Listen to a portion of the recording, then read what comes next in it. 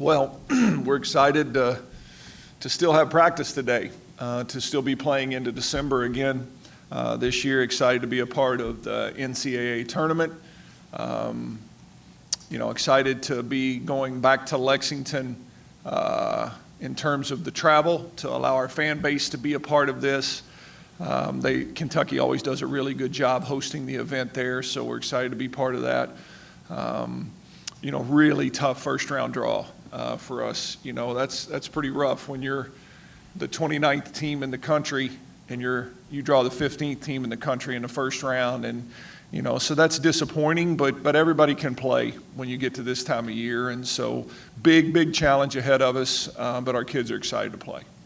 Yeah, I was going to ask about that draw there. It's a tough team. They've been top 25 for a lot of seasons and played against a lot of tough teams. Do you kind of have insight on how the community goes about picking teams like that? Well, until they seed our tournament 1 through 64, you're going to run into this on given years.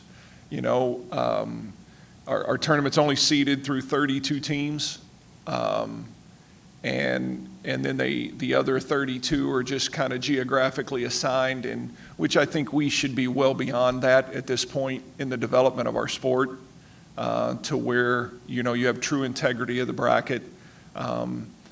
They do it to save money on travel costs, but again, last time I checked, there's quite a bit of money in the NCAA. I think we can afford a couple extra flights. And so until we get true integrity in our bracket from 1 to 64, things like this are going to happen in terms of draws. And some years you're a beneficiary of it, and some years you're not. And in terms of the matchup in the first round, again, it's absurd that we're playing, the number 15 team in the country in the first round.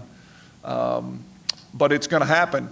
Until this thing gets seeded 1 through 64. And there's other teams that have dealt with it in different years, but, I guess this is our turn. And so it'll be a big challenge, but we'll be excited to play, looking forward to it. Is there movement afoot to get that done? Well, it's talked about every year. Last year I think was the first year, that it's evolved. I mean, they just seeded the top 16 teams in the tournament, and last year they decided to go down to 32 to give the bracket a little more integrity. But again, I'm unsure of why we need to stop in a sport that is developing and evolving as fast as the sport of women's volleyball. I mean, this has turned into something that the fan base is really engaged in, and our sport is on the rise without question, and so, having a bracket that reflects that, I think, should be a necessary next step at some point. I mean, on the flip side, this isn't doing any favors for Minnesota. Yeah, that's the thing. I'm sure, Keegan and Minnesota aren't real thrilled with their draw either, but it's because you have, like I said, you have number 29 Western Kentucky against number 15 Minnesota in the first round, and then you have other first round matchups where you have two unranked teams playing against each other, two teams that maybe got in at the end of the bracket that are playing each other. It's not good. I don't think it's good for our sport. I don't think it gives it great integrity, but like I said, Western Kentucky's not the first team, Minnesota's not the first team that's dealt with this, and it'll continue to be a part of the bracket until the assignment of 1 through 64 is done. So. What's your message to players about that? We won't talk about it. Minnesota's the next one on the schedule now. We're excited. They're a fantastic team, really, really well coached. Keegan is someone that I haven't had the pleasure of meeting personally, but I'm looking forward to doing it. He's a terrific coach, and I've heard nothing but great things about him. And, he has Final Four pedigree. He took Washington to the Final Four in his previous coaching stop, so he knows what it takes to be successful in this tournament. And Minnesota's a really, really dangerous team. When you look at them, they're really big and physical, and they have wins over Texas and Wisconsin and teams that have been in the Final Four the last few years and could be there again this year. And so they're physical enough to play with those teams, and it'll be a huge challenge for us. We will have to play exceptionally clean volleyball, and we will have to try to do some things to negate the physicality, because we're an awfully physical team to be a mid-major. but there's another level of physicality in this sport, and Minnesota possesses that. Playing in Kentucky, close to home, you're not really going to have that maybe fatigue of traveling far. Mm-hmm. You got all the WKU fans really close by. How do you expect that to play? Yeah, I'm excited. We've had some really good memories and some epic matches, good and bad, at Kentucky through the years. We've advanced, 2 or 3 times when we've gone to Lexington. We've won our first round match and gotten to the second, and, we had that epic 5-set Sweet 16 to go to the Sweet 16 against Kentucky. And I have such a healthy respect for UK and their fan base for the sport of women's volleyball. I'm very, very good friends with the coach at Kentucky, Craig Skinner, and so it's my hope that even the ones dressed in blue will be cheering for the Tops, in that first round matchup. They just finished their renovation to Memorial Coliseum. It'll be the first time they've hosted NCAA in there since then. So it'll be a beautiful venue, and there'll be really good volleyball fans there, and we're looking forward to a special environment on Thursday. Last time you were in Memorial, Lauren had a hand injury. Mm-hmm. Had a tailbone. Mm-hmm.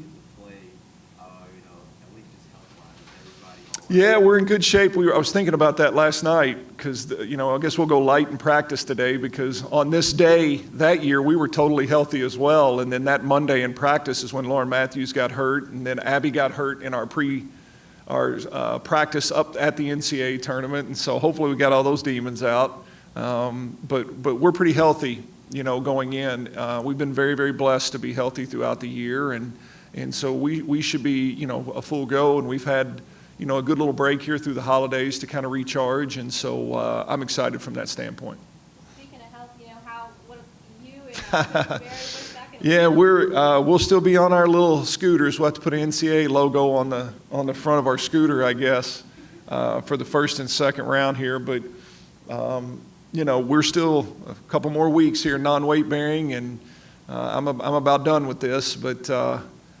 So that'll be a little different. I was trying in my mind, I've been to Memorial Coliseum so many times, to think about how scooter-friendly Memorial is going to be getting in and out of. It seems like getting in the building may be a challenge, but yeah, we're good to make the trip, and we've been back at practice, and we've kind of made it our norm a little bit, but we should be good to go for everything. Yeah. Without giving away too much of the game plan, where do you feel like you guys can present problems? Yeah. Yeah, I don't think this will be news to Minnesota, but, they're so physical. They're so athletic. They're so big. Their setter, Melanie Schaffmaster, I've known since she was a high school kid. She's a Muncie, Indiana area kid, and I've worked with her in camp since she was a freshman in high school, and I know her really well, and she's a fifth-year senior in college now, and she's a terrific setter, big. She's 6. Izzy Vanderwheely's our 6'5" middle, and they have a 6'5" setter in Melanie Schaffmaster, who's been through it. She's been through all the highs and lows of playing Big Ten volleyball for 5 years, and she's playing really well. And they're just an extremely physical team at the net, both blocking and offensively. They have some cracks in the foundation a little bit ball handling wise. They don't handle the ball and serve receive great always. Like when they do, you're losing that day. But that's where you got to get to them a little bit. Is they can be a little up and down in serve receive, although they're improving there. And but we have to put great pressure on them. But that's kind of NCAA tournament volleyball. It's about applying pressure and seeing if you can get teams kind of out of sync in terms of what they do in a small window of time. And so first contact will be everything, for us. We will have to, I've talked about serving all year long, and we will have to put great service pressure on against them, because if you don't, if they're in their system with the fifth-year senior setter and the athletes they have everywhere else, it's going to be a long night.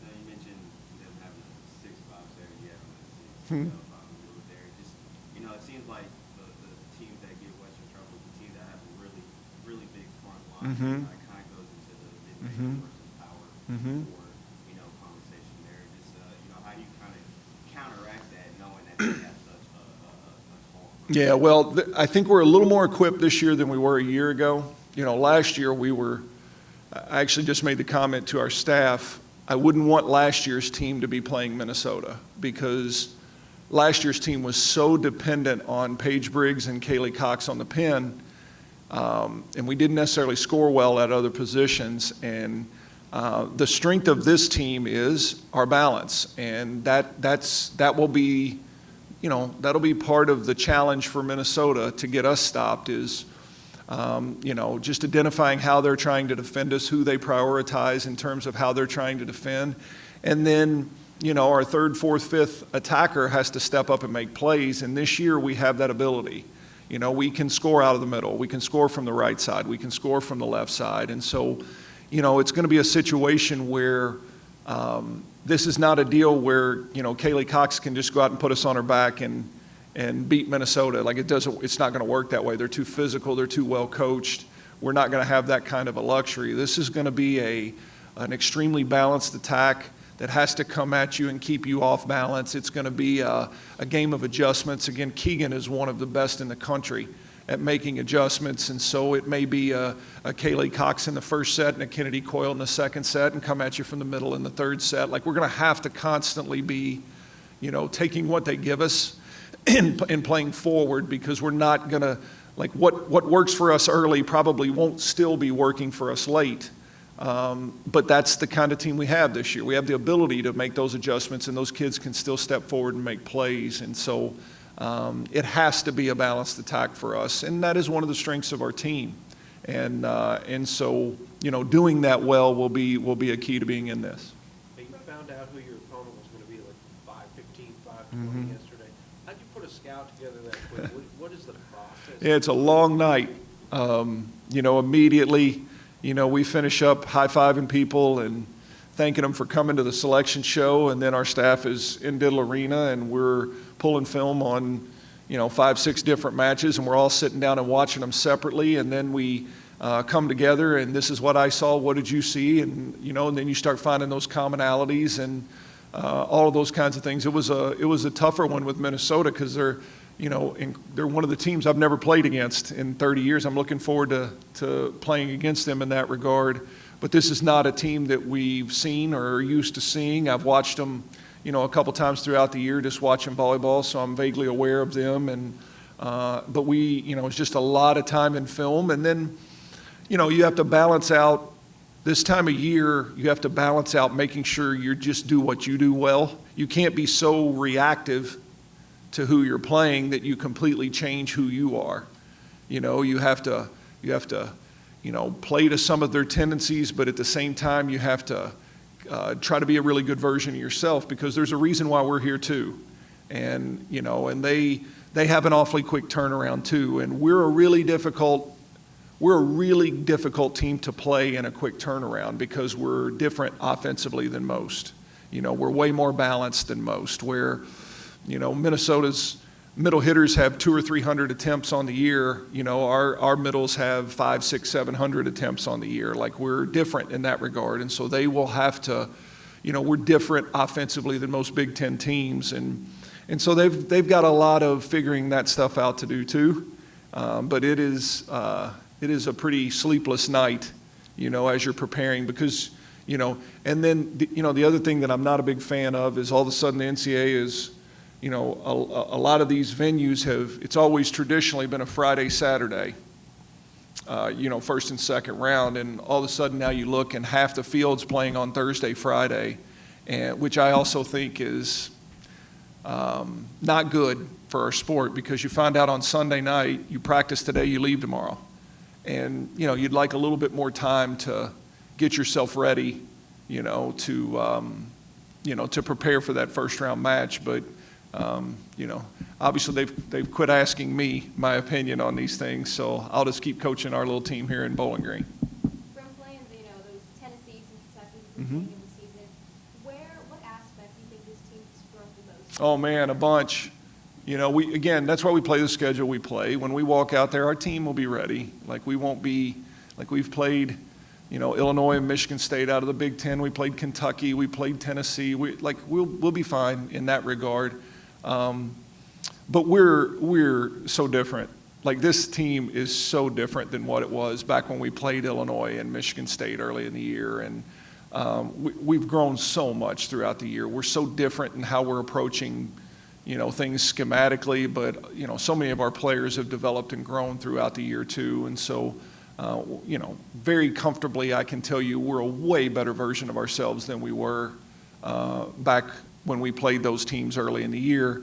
But I'll also tell you we need to be. We're going to have to be very, very good to beat a team that I respect a ton, and in terms of what their ability is. Minnesota's a team that I think can and should have aspirations of going deep in this tournament. I don't think there's anybody they feel like they can't play with. And so we got our work cut out in the first round, but our kids will represent ourselves very, very well. For a lot of the girls on the team, it's their first time playing. Mm-hmm. You look at Judy, played 5 years, the first time in the tournament. A lot of freshmen that played their first time.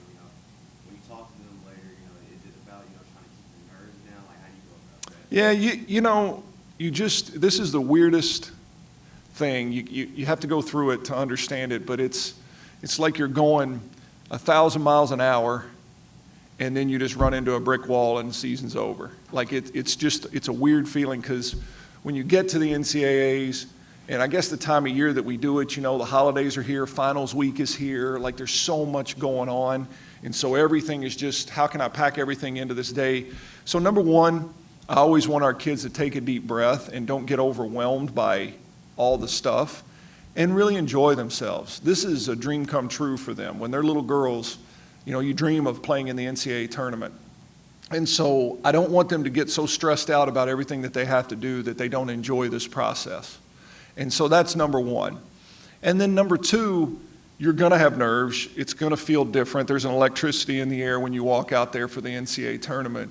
But I just want them to embrace it and use it. Again, Western Kentucky's been in a lot of big matches over the last several years. Most of them are used to being in that moment. The new ones, you just want them to feed off that energy.